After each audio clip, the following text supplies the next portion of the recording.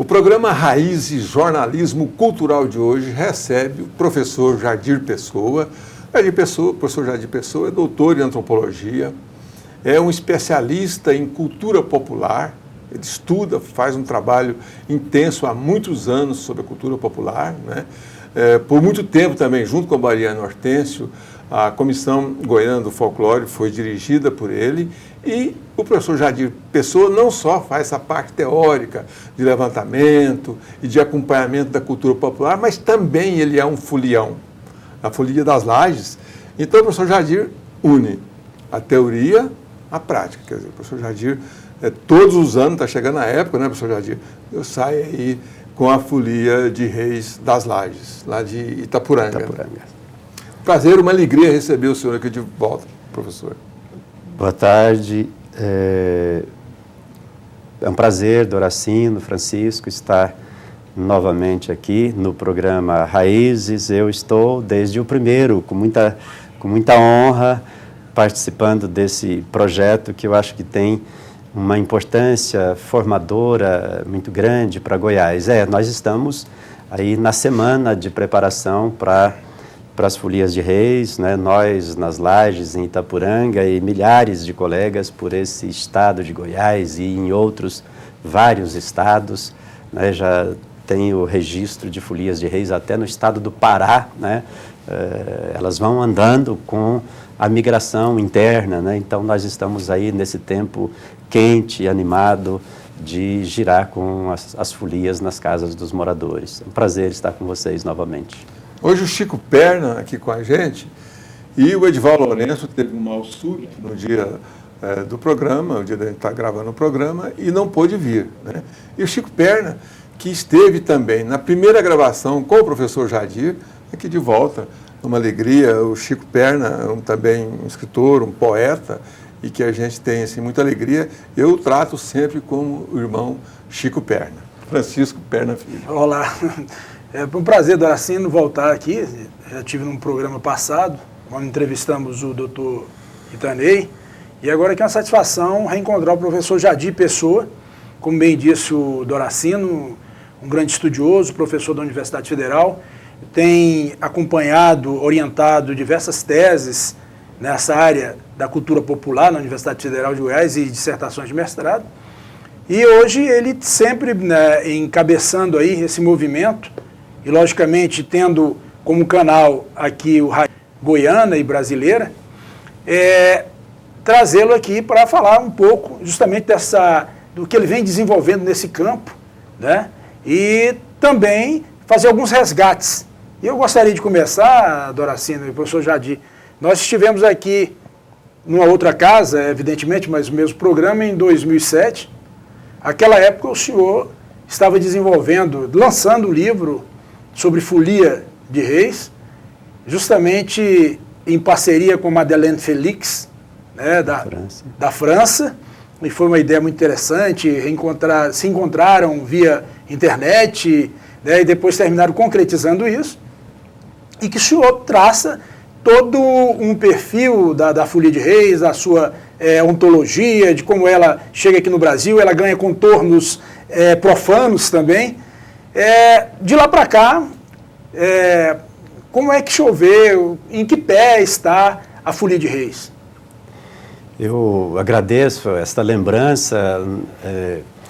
Enfim, conheci Madeleine Félix pela internet e já começamos a tabelar, então foi um caso pela internet. Quando nós nos conhecemos pessoalmente, o livro já estava pronto, fizemos o livro todo sem nos conhecermos. O livro se chamou, publicado aqui pela editora da PUC, As Viagens dos Reis Magos, isso em 2007, e em 2010 ela conseguiu uma edição lá na França. Então, nosso livro, nossos versos de Folia de Reis, nossas histórias de Folia de Reis já estão hoje numa segunda língua. Então, para quem tem acesso à língua francesa, Le Voyage de Roamage, né, já é um livro das nossas folias, hoje em francês. Então, nós estamos com as Folias de Reis. Eu penso, nós, nas Folias de Reis, provavelmente nós possamos dizer o seguinte: a Folia de Reis, ela é um retrato, ela expressa, ela é uma representação daquilo que se passa em toda a cultura popular nesse momento. Eu diria, ao mesmo tempo que nós estamos numa situação boa, muita gente fala de folia, de catira, a gente tem espaços, tem gente querendo levar para as escolas, para os eventos, um grupo de catira para abrir um congresso de cardiologistas, etc. Quer dizer, bom, mas ao mesmo tempo a gente está numa situação complicada que é um pouco o limite da perda de identidade, né? Eu acho que a gente está aí nessa situação meio liminar, na qual a gente precisa ter muita consciência, nós que divulgamos, que estudamos, que pesquisamos na universidade, que nós dos ambientes midiáticos que trabalhamos com cultura popular, acho que é um momento que a gente precisa ter muita consciência, muita compreensão do que se passa, porque eu penso que a gente está num momento muito delicado, né, em que tudo é cultura, tudo pode ser tratado como cultura, tudo pode ser tratado como cultura popular, mas ao mesmo tempo a gente corre o risco de uma indefinição, uma grande geleia e, na verdade, essa situação é muito mais deformadora do que formadora. Por quê? Porque as pessoas acabam, né, vendo uma coisa na televisão, vendo uma coisa num show, numa praça, né, e aquilo está sendo apresentado como cultura popular, quando, na verdade, já não é mais cultura popular. Então, eu penso que é preciso que a gente tenha uma compreensão, né, do que é esse limite, como é que a gente pode entender esse limite, né? Bem, professor Jadir, no próximo bloco a gente vai aprofundar um pouco mais na questão da cultura popular. E o programa Raízes Jornalismo Cultural volta já já. Não some não.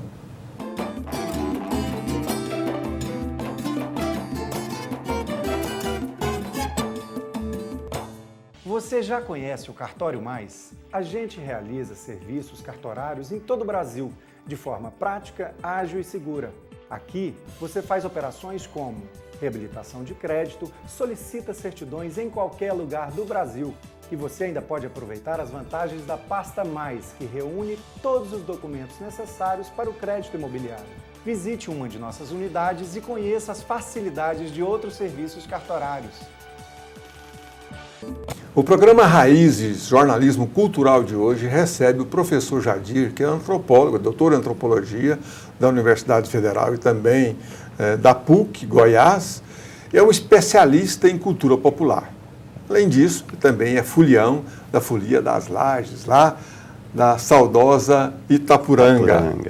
O senhor falava no bloco anterior, professor Jadir, sobre a encruzilhada em que se encontra a cultura popular. Que encruzilhada é essa?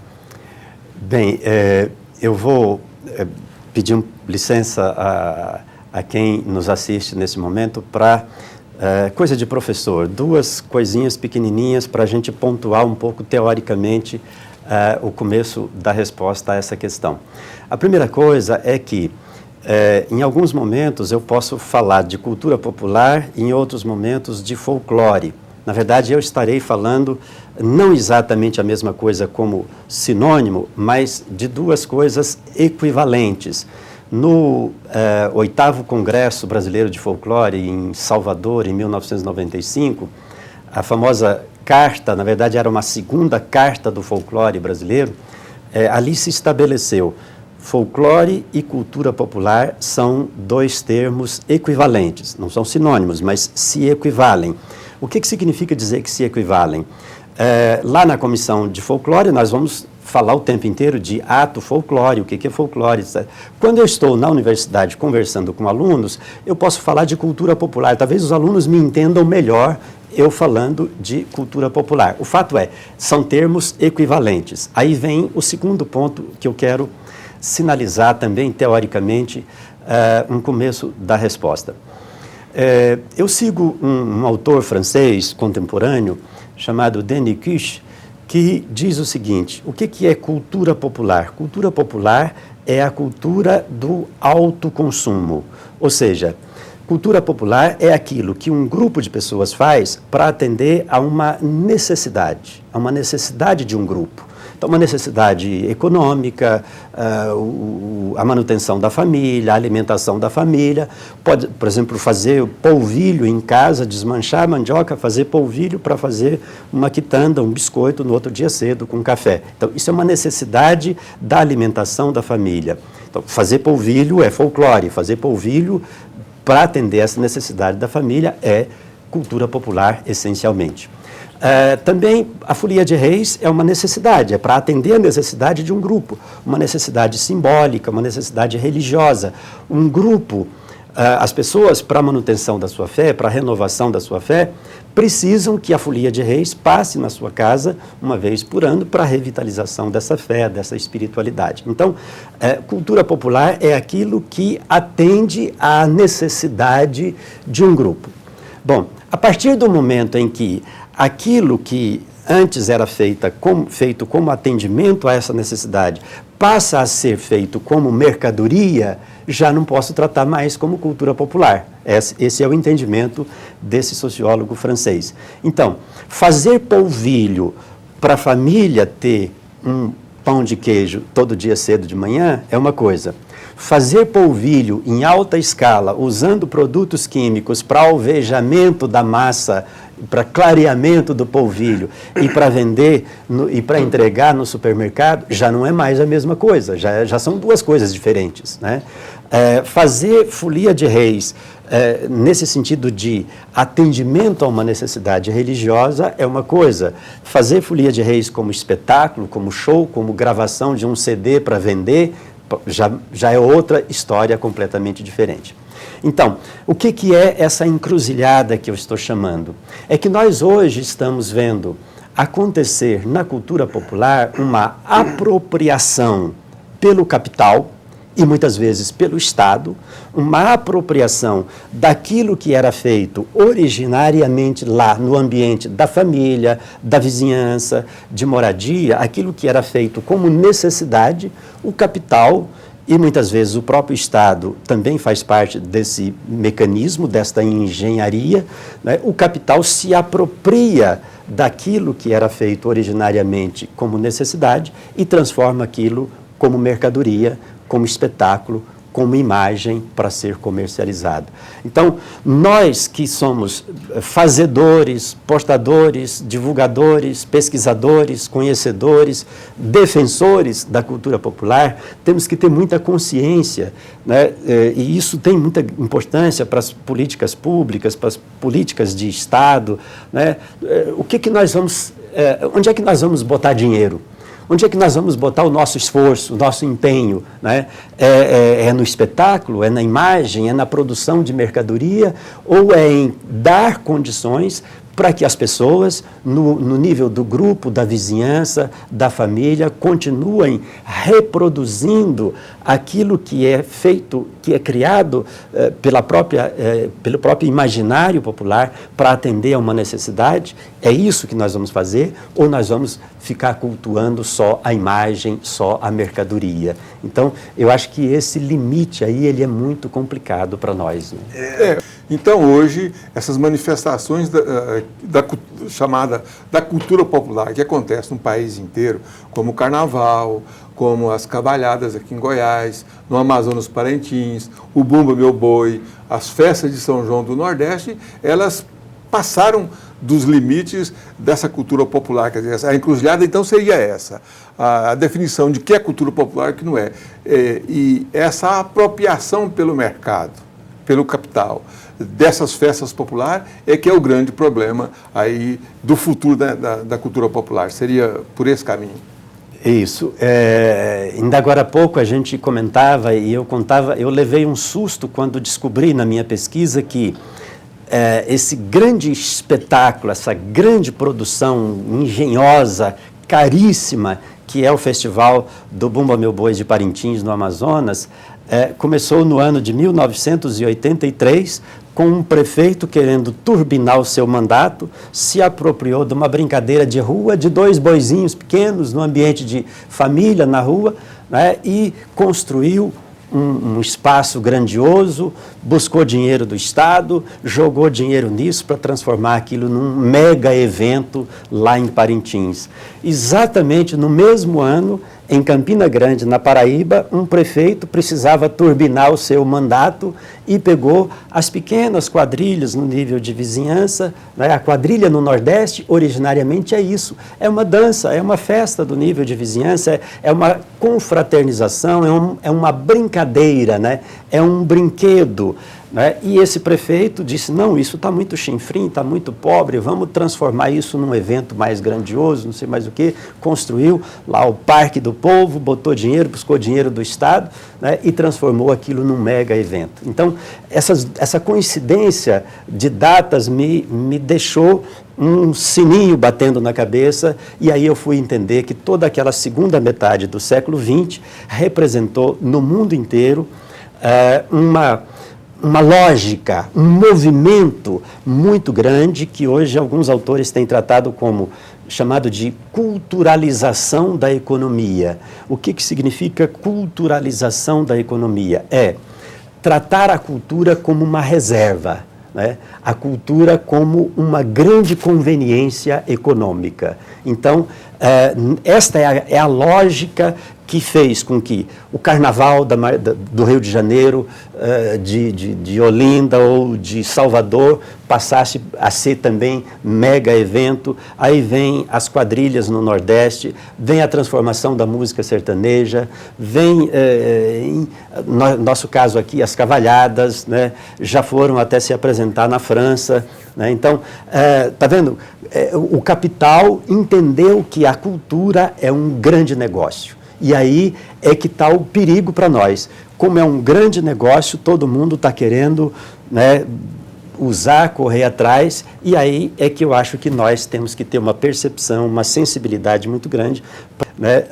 Nós não podemos chamar de cultura popular aquilo que hoje é apenas um empreendimento econômico. Né? Então, acho que essa é que é a grande dificuldade hoje. Esse jornalismo cultural de hoje conversa com o professor Jadir Pessoa, que é doutor em antropologia. Chico Perna. Pois é. Professor, o senhor falou que o mundo hoje entende, principalmente, especificamente o Brasil, que a cultura como uma reserva de mercado, de apropriação, quer dizer, da grande mídia, das grandes corporações, das grandes prefeituras, dos estados. E com isso a gente termina, quer dizer, a quem era de direito justamente dessa apropriação, que é o povo, que é o popular, termina se perdendo. Como é que o senhor vê isso? Eu vejo com muita tristeza quando, por exemplo, colegas meus de Folia de Reis ficam encantados com uma outra folia que se veste bonito, que ganhou um uniforme novo e acha que aquilo é bom para ela, né? Então, esse que é o problema. É que eu penso que as pessoas precisam entender muito claramente o que é que nos identifica, o que é que garante a nossa identidade. Então, eu pergunto para os meus colegas foliões, para eu visitar um amigo, eu preciso vestir uniforme, né? Nós, um grupo de colegas, nós vamos visitar um amigo, tem que colocar uniforme. Não precisa vestir uniforme, né? Eu posso visitar, né? Nós vamos juntar nós três aqui para fazer uma visita para um amigo, nós não precisamos vestir uniforme para isso.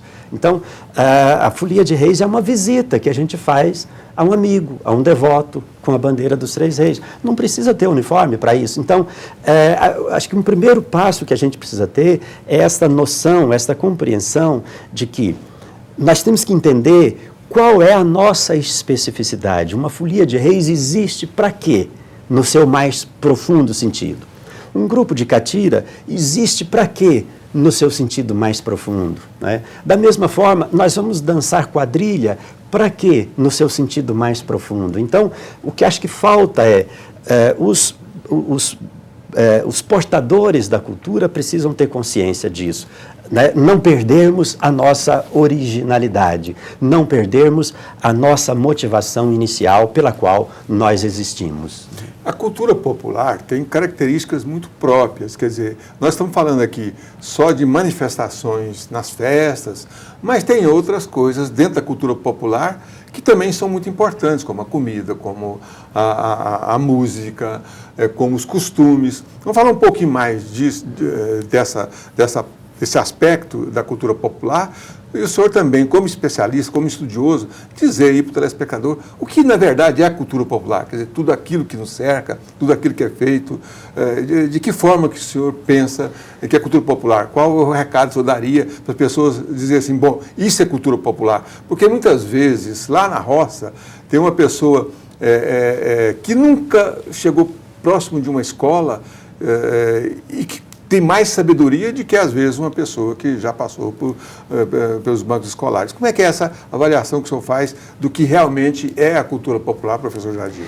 Então, essa é uma questão fundamental para nós. Por isso que eu iniciei dizendo que cultura popular e folclore são termos equivalentes, né? Desde que o termo folclore foi usado pela primeira vez na língua inglesa, lá na Inglaterra, a ideia era, cultura popular é tudo aquilo que representa os saberes do povo, né?